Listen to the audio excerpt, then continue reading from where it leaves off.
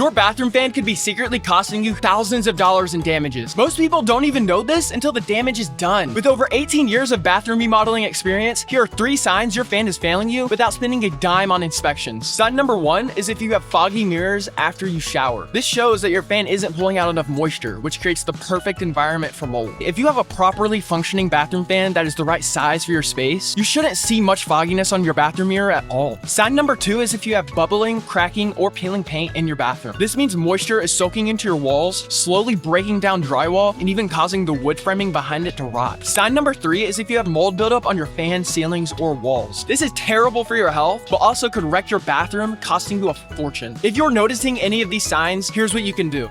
Call Vent Savvy today at 317-300-4434. That's 317-300-4434 and mention Rob for a free attic inspection. Hey guys, it's Rob Kendall. Thanks so much for checking out the Rob Kendall Show. And remember, please like, share, and subscribe, and tell your friends about us. If you own a business or you're in charge of making decisions for your business, we'd love to get to know you.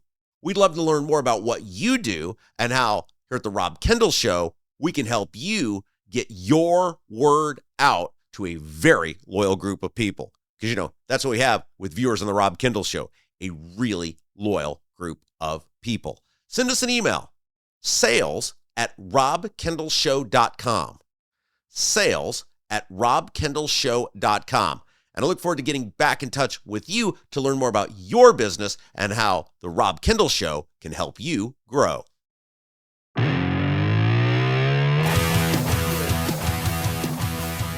Oil has skyrocketed. It has caused gas to do the same. What is the future at the pump? Let's find out. You're watching the Rob Kendall Show. Don't forget the website, robkendallshow.com. Joined in studio, we got a guy for everything. The oil guy, owner of Midwest Energy Partners, the great Bill Herrick. Bill, hello. Good morning. How are you? All right, so your background, you're qualified to tell us all about oil because that's what you do for a living is you get oil out of the ground. That's what we do. Yes, sir. And you don't look like a Bond villain. No, not really. No, not really. No, but gas is a little bit different story. And I heard you talking about that this morning on how much gas has increased over the last, last 3 weeks. And I thought, I'd maybe start out with talking a little bit about how the consumer can really save some money. Yeah. Because real quick before I do that though. Yeah. So tell everybody. So you literally, your company, Yep. Your job is like you have wells, they go in the ground, pull oil out and you sell it. That's correct. We drill oil wells in southern Indiana and Illinois. And right now we operate about 250 wells. And do you go see them?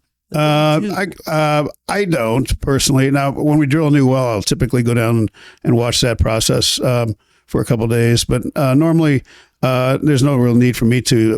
We've got an operator that really does all the work, hard work. And we've had you on in the past, and we've said, look, nobody cries for you when oil's down at $40 a barrel. Right. Nobody cries for you. So no, we shouldn't hate you now though when it's gone up. No, well, last year was terrible. I mean, we when Trump came in office, it was like I think $78 a barrel, and we were down in the mid 50s just before Christmas. So I was on a street corner most of the time, yeah.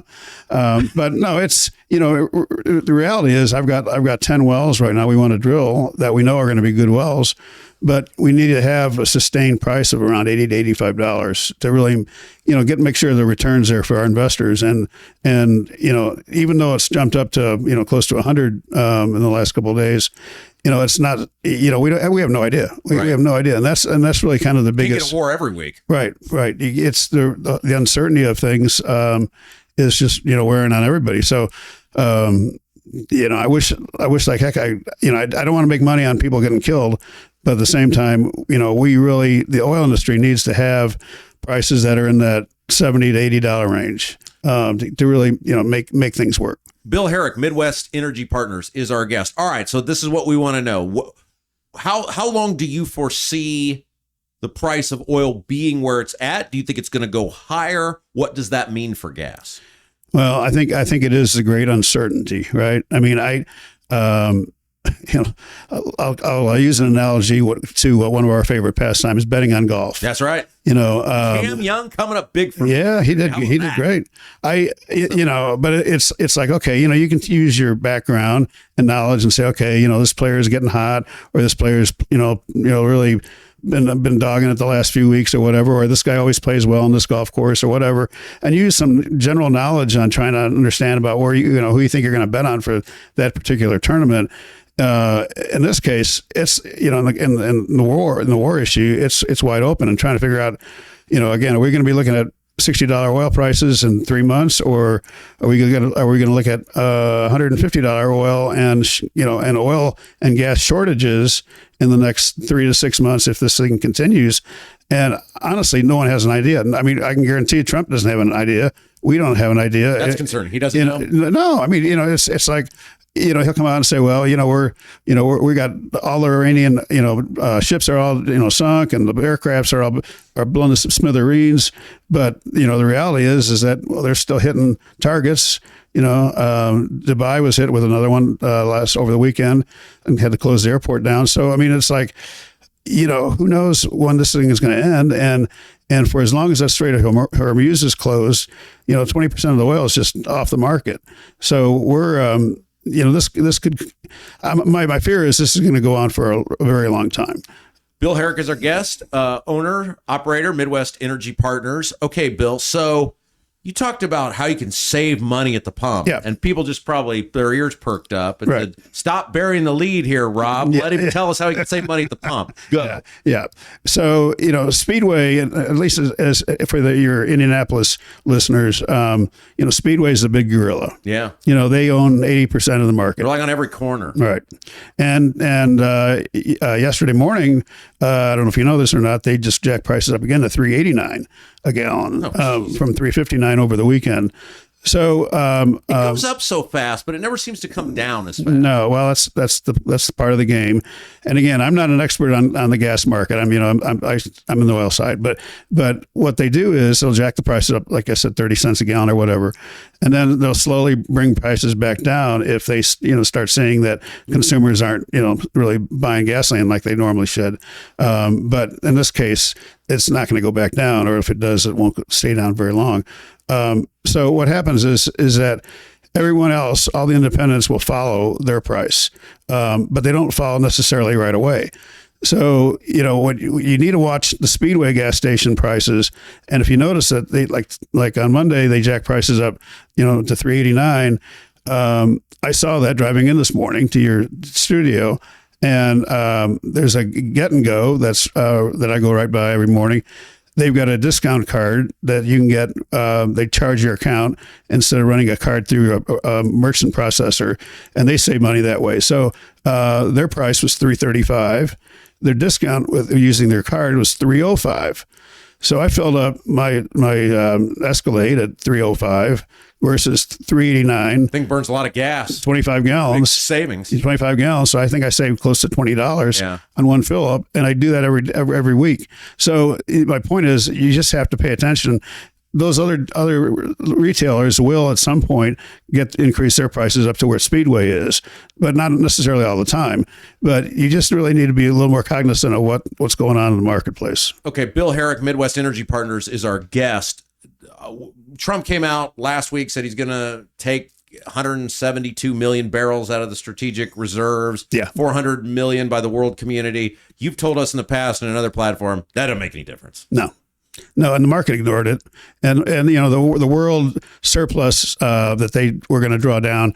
Again, the response was very tepid, and so it's really, you know, getting these tankers back out on the ocean and getting them to the market is what's going to be the key thing. And a lot of these guys just aren't they're not floating their boats. They're not. They're just keeping them docked at, say, no, we're not. The risk is too high.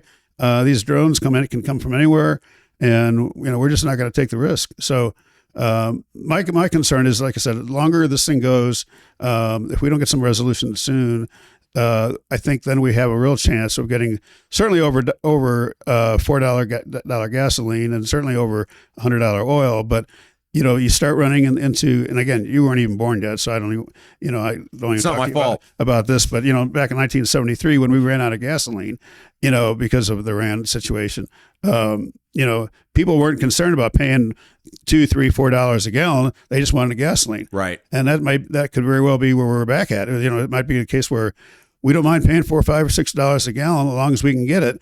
And we may not be able to get it if things continue. Okay, so like with the stock market, they always tell you you're in it for the long haul. Don't look at it every day. Don't panic. You're in the oil market. You got to look at it every day, right? You absolutely. examine it every day. Yeah, absolutely. Yeah. But it's the way our market is that we have each well produces X barrels a day. We know what it costs to operate those wells. So as long as as long as we're getting more income than we're spending on keeping those wells running, it's a good day. You talked about what the price has to be for you to get more oil out of the ground. Walk us through that, because I think people struggle to understand how oil energy production actually works in this country. Well, yeah, and a lot of it is the fact that we're so capital intensive. It's to drill a well in Indiana or Illinois. It's roughly now between $800,000 and $1 million, depending on how deep you're going to go. What do you have to get a permit from somebody to do that? You just buy the land like, this is mine now. I'm going. Yeah, no, you got to go through a pretty long permitting process, and is that the state? The state does that. Yeah, the state DNRs have that charge of doing that. But generally speaking, that's not horrible. But you got to get a permit, and then you've got to have a workforce that's going to be assembled to be able to drill the well, and the equipment to do the well, and everything is expensive. Labor has gone up like crazy. Steel's gone up like crazy. So again, just even 3 years ago, we could drill the same well for $500,000, and it's now costing us $800,000 to $1 million. Is that the tariffs? Is that causing that? Like what? It's just inflation. No, in it's general? just inflation in general. Yeah, a lot of it's in labor, but the problem is now we haven't drilled a well in 2 years because prices were so lousy, and so those drillers, they aren't working, so they've been going off to find other jobs and do whatever else. So even getting a crew assembled is a tough challenge. I may need right a job soon. Yeah, well, there you go. Me too. Yeah. So there's just a lot of challenges. So people think, you just stick a hole in the ground and you're, and out pops oil, and you're, it's like the Beverly Hillbillies, and the reality is you can stick a hole in the ground, and you can have the best geologists and the best equipment in the world, and you get a dry hole. Yeah. Because it's just the way it is. You can't physically see down in the ground 5,000 feet. So what should the price of gas be? Like, what's reasonable? Like, I'm sure it's going to be higher than what I would want it to be, but what, like in a perfect ecosystem where everything is working well? Yeah, I mean, I think when oil's in the mid 60s or maybe up to 75, gasoline's typically going to be around $3.50 a gallon. That to me is kind of the perfect world. When you start looking at oil starting to hit $75 to $85, then you're looking at oil closer to 40. You're looking at gas closer to $4 a barrel. $4 a gallon. Yeah. I got barrels and gallons. I'm going to always get that confused. So that's the challenge, is that, you can't have both, is the bottom line, I guess. You can't have, cheap oil and cheap gas, because it won't last for very long. You're not going to have people drilling new wells to provide, for gasoline. The thing is that people don't understand as well is that there's over 6,000 products that oil goes into. Yeah. It's not just your car. No, it's it's shingles on your house. It's women's lingerie. Yeah. It's lipstick for ladies. Thanks for all you're doing, Bill. Thank you. Well, my point is that when oil takes a big jump like it has, give you a Sagamore. Yeah, I should have one. That when oil takes a big jump like this, it's a very inflationary oriented thing, because it's not just hitting you on gas and diesel fuel. It's hitting on all these other products. So it's a big problem. A couple minutes left here with Bill Herrick, Midwest Energy Partners. So there was an article in The Hill that the Trump administration went at a bunch of these news outlets. I think CNN was one of them, trying to report, well, they hadn't pondered the idea that the Iranians would shut down the Strait of Hormuz. And they were like, well, we totally did ponder it. I was thinking that, reading that going, well, that kind of makes you look worse that you pondered it and was like, well, screw it. We know the gas is going to go up. We're going to do it anyway. Right. Do you get the feeling that when it comes to energy policy, like, you're in the business, do you know what the Trump administration's energy policy actually is? No, I don't have a clue. Although I will say this, they announced last week that they're building, they have the financing apparently and the government support for a new refinery in, I believe it's in Alabama. And it will actually be the first refinery that will process U.S. crude oil. And that's the problem. We don't, we have this problem where the crude oil that comes out of our wells is light sweet crude oil. And the refineries we have down on the Gulf Coast process what we call sour oil or heavy sour oil, which is actually the oil that Venezuela produces. And it is a little strange that, we had a military intervention in Venezuela, and now we have one with Iran. They're the first and third largest, U.S. First and third largest sour crude producers in the world. Coincidence? I don't know. Maybe not. But the bottom line is that we could get a whole lot of new sour crude oil coming in from Venezuela if in fact they got their wells up to speed. But they, ever since they kicked the United States out in 1976, the wells have gone to